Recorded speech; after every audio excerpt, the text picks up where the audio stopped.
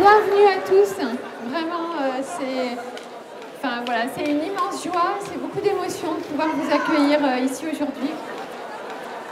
On est très contents aussi que toutes les équipes enseignantes, les étudiants qui sont déjà en semaine intensive ici, puissent vous accueillir, vous, les premières années, pour cette rentrée inédite à l'IMVT, à l'Institut méditerranéen de la ville et des territoires, et évidemment à l'École nationale supérieure d'architecture de Marseille.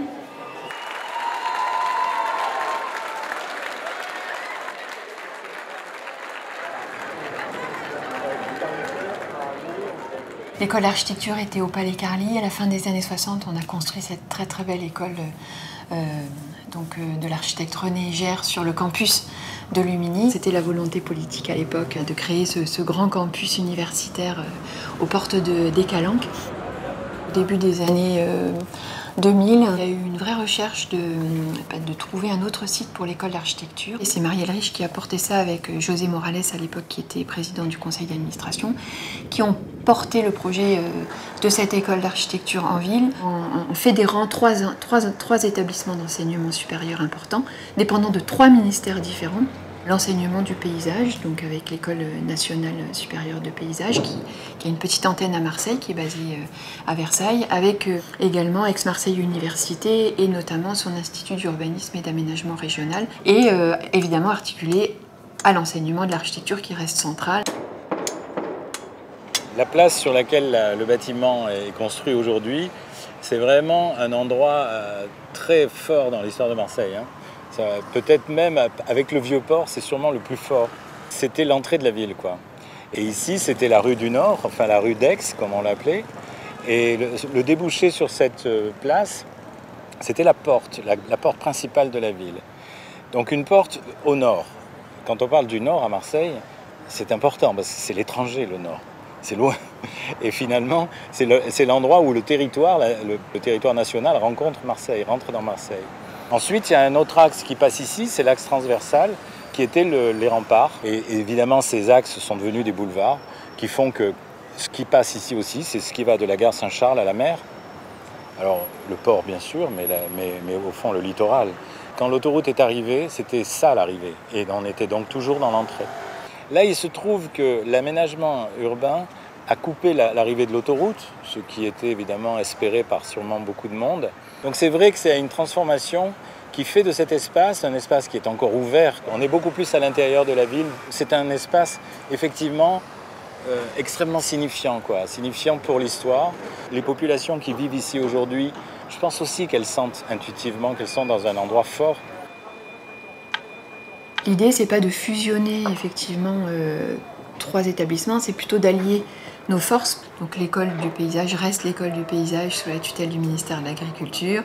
L'IER fait partie d'Aix-Marseille Université, ministère de l'Enseignement supérieur. Et l'école d'architecture reste l'école d'architecture. On travaille déjà ensemble sur des enjeux à la fois très locaux, sur la ville de Marseille, à l'échelle régionale, mais aussi dans le cadre de projets internationaux. Mais c'est vrai que le fait de se rassembler dans des mêmes espaces de travail partagés va nécessairement favoriser l'accentuation de ces croisements-là. Et dans le programme même, avec le grand forum de 500 mètres carrés, la possibilité que les habitants du quartier puissent aussi pénétrer dans ce bâtiment, que ce ne soit pas un bâtiment réservé pour nos communautés d'enseignement et de recherche, mais que ce soit vraiment un lieu qui soit dédié aussi au quartier et à la ville, à la métropole, et que ce soit aussi un lieu d'attractivité sur le plan international, avec quand même ce projet qui est unique de rassembler dans un même équipement ces 3 disciplines de l'architecture, de l'urbanisme et du paysage. L'OPIC a été missionné par le ministère de la Culture. L'OPIC est en quelque sorte l'outil du ministère lorsqu'il s'agit de faire construire des bâtiments ou d'en restaurer d'autres. Du coup, l'OPIC est intervenu en 2015-2016 lorsqu'il a fallu lancer les études de programmation et ensuite de suivre toutes les étapes d'une opération vraiment jusqu'à sa réception, la transmission au maître d'ouvrage, donc le ministère de la Culture, et également de suivre pendant une année et d'accompagner les utilisateurs dans leur exploitation du bâtiment, dans leur utilisation du bâtiment. C'est vrai que ça a été un chantier par bien des aspects qui s'est révélé assez complexe finalement. D'abord, il y a le site. On est en plein cœur urbain, on est à 5 minutes de la gare Saint-Charles. On est à côté d'un autre chantier qui a commencé à peu près au même moment, sur une ZAC qui est quasiment terminée et du coup sur lequel il y a peu d'espace en fait pour s'étaler. Une deuxième complexité à laquelle les entreprises plutôt ont dû faire face en fait sur ce chantier, c'est l'extrême exigence des architectes, notamment par rapport au béton. Il y a eu de longs échanges entre les architectes et l'entreprise de Gros Œuvres pour vraiment aboutir à la bonne recette du béton. Donc la bonne recette, c'est la bonne couleur, c'est également la bonne forme. C'est vrai que parmi les contraintes qu'on avait en fait sur cette opération, il y avait également la contrainte calendaire. Comme on construisait une école, en fait, l'idée c'est que l'école puisse ouvrir à la rentrée. Donc c'est vrai qu'il y avait cette crise sanitaire en fait qui nous a pas mal ralenti au début, pendant la consultation des travaux, mais également du coup pendant les travaux. Le monde étant ralenti pendant plusieurs mois, il a été difficile ensuite pour les entreprises de s'approvisionner en bois et en acier. Il faut la volonté collective des milliers de personnes qui travaillent sur ce projet du début à la fin pour y arriver. Et donc ce sentiment de fierté, il est extrêmement partagé avec toutes les entreprises qui ont travaillé, avec l'OPIC qui a su conduire ce projet, avec le ministère de la Culture aussi, parce qu'une maîtrise d'ouvrage public permet aussi de mener un projet vers cette ambition architecturale très forte de manière assez exemplaire. Un vrai sentiment de fierté de voir ce bâtiment maintenant vivre. C'est aussi pour ça qu'on travaille en fait. On construit des bâtiments où on en restaure certains, on en réaffecte d'autres. L'idée c'est quand même qu'à la fin ces bâtiments soient utilisés et bien utilisés. C'est vrai que c'est un site qui a une histoire particulière à Marseille et puis qui a subi une transformation urbaine assez forte. Et puis finalement la parcelle de l'IMVT qui est la dernière parcelle à construire, finalement pour finir ce projet, clôturer cette place, lui donner un cadre urbain. Et ce qu'on voulait tout de suite, c'était que ce bâtiment finalement soit ouvert vers cette place, qu'il soit assez transparent, avec des limites effacées, qu'on voit de dehors ce qui se passe dedans, et qu'aussi à l'intérieur on voit la ville, ce cadre. Donc ça c'est l'envie principale, de donner à l'école et aux étudiants une vue sur leur environnement qui est leur matière première. Ce choix d'être au centre-ville, c'est un choix qui est extrêmement fort, qui est extrêmement militant. C'est la place de nos professionnels aujourd'hui. C'est là qu'ils vont avoir à intervenir en tant que futurs professionnels. On voulait se donner le plus de chances possible d'être sélectionnés. Donc on s'est dit en agrégeant autour de nous d'autres agences, on allait renforcer nos références, notre culture.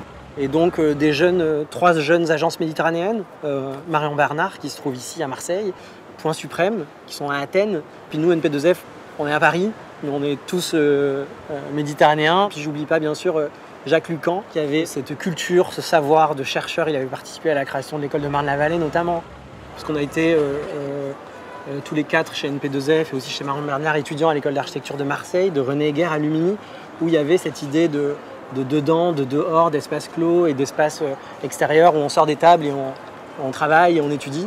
Donc l'idée c'était de retrouver ici à l'IMVT, un peu moins horizontalement mais plus verticalement parce que la parcelle est plus dense, la volonté d'avoir un maximum d'espace, le plus d'usages, le plus de lieux, passer par des corridors, des couloirs, des coursives, des passerelles. Assez vite dans les discussions qu'on a eues au moment de la création du projet, on s'est dit qu'il fallait favoriser les échanges. L'idée d'avoir ces 3 bâtiments qui rassemblent par programme et non par école les gens nous a apparu comme une idée assez intéressante à pousser. Chaque bâtiment regroupe les mêmes usages de chaque école, donc toutes les administrations sont ensemble des 3 écoles, tous les ateliers des 3 écoles sont aussi au sein d'un même bâtiment. Et tous les espaces d'expérimentation et de recherche des 3 écoles sont aussi dans un même bâtiment. Au-delà de ça, il y a aussi tous ces espaces extérieurs qui vont créer justement la rencontre entre les étudiants, puisqu'ils accèdent à leurs ateliers par les mêmes espaces, les mêmes coursives, les mêmes corridors.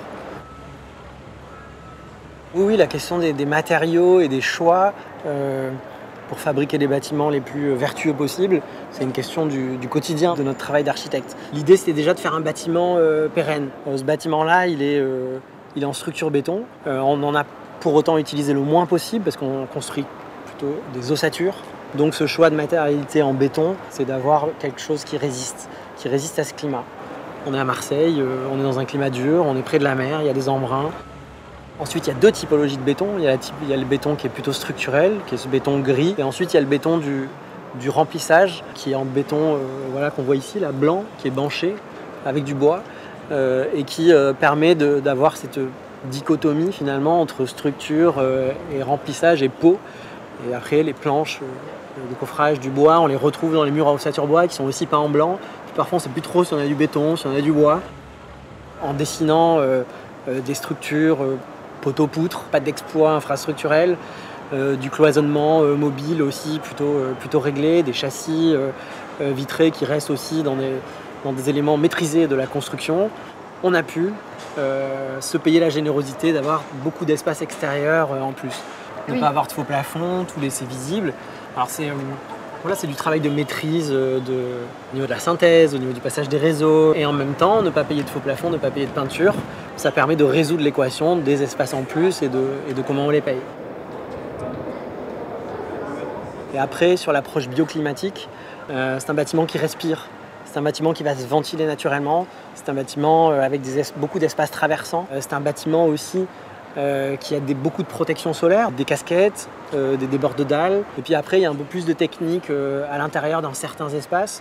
Donc on a associé ces grands principes-là à des grands brasseurs d'air, par exemple, dans tous les espaces de double hauteur. Et puis après, on se pose des questions sur le chauffage. Donc on ne dessert pas les ateliers par des couloirs chauffés, mais par des grandes coursives extérieures. On a très peu de couloirs, justement, sauf dans la partie administration. Donc c'est plutôt ces questions-là. Et puis on est aussi relié à la boucle Tassalia d'Euro-Méditerranée, qui est une boucle d'aquathermie. Et quand on regarde le bilan carbone d'un bâtiment comme celui-là sur 50 ans, et qu'on prend en compte les économies d'énergie qu'on fait, parce qu'on chauffe le moins d'espace possible, aujourd'hui, avec la question du climat, mais aussi de l'énergie, on s'aperçoit que le bilan carbone d'un bâtiment comme ça, à long terme, il est aussi bon qu'un bâtiment qui serait tout en bois.